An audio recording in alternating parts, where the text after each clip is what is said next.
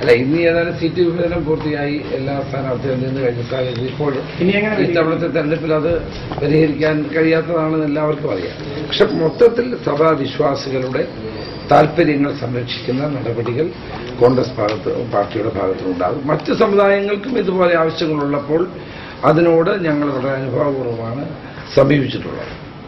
അപ്പോൾ അതുകൊണ്ട് തമ്മിലുള്ള കോൺഗ്രസ് പാർട്ടി എല്ലാ സമുദായങ്ങളോടും, എല്ലാ സമൂഹങ്ങളോടും, എല്ലാ പ്രസ്ഥാനങ്ങളോടും, സാമൂഹിക സംഘടനകളോടും സ്വീകരിക്കുന്ന അതേ സമീപനം തന്നെ തുല്യമായ നീതി ഇവർക്കും ഓർത്തഡോക്സ് സഭയ്ക്കും ലഭ്യമാക്കാനുള്ള എല്ലാ നടപടികളും സ്വീകരിക്കുന്നു. ഈ നടപടി എന്ന് പറയുന്നത് എന്താണെന്നുള്ള കൃത്യമായിട്ട് പറയാൻ പറ്റുമോ? അത് ഞാൻ പറഞ്ഞല്ലോ, ഏതെങ്കിലും ഒരു കാര്യം ചെയ്യണമെന്നല്ല ആവശ്യപ്പെട്ടത്.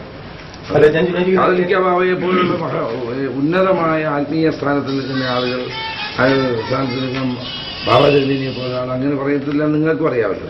ഇപ്പൊ സഭയുടെ പൊതുവായ സഭാവിശ്വാസികളുടെ പൊതുവായ താല്പര്യങ്ങളുടെ സംരക്ഷണമാണ് ആവശ്യപ്പെട്ടത്. സഭ പറയും പോലെ സഭയ്ക്ക് പ്രാതിനിധ്യമില്ലാണ്ട് ഇതെങ്ങനെ പരിഹരിക്കും? അത് നിങ്ങൾ കാത്തിരുന്നാണ്.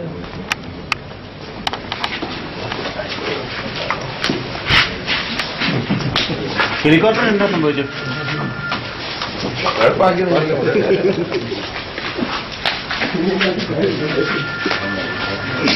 അപ്പൊ ശരിയാണ്. ഓക്കെ.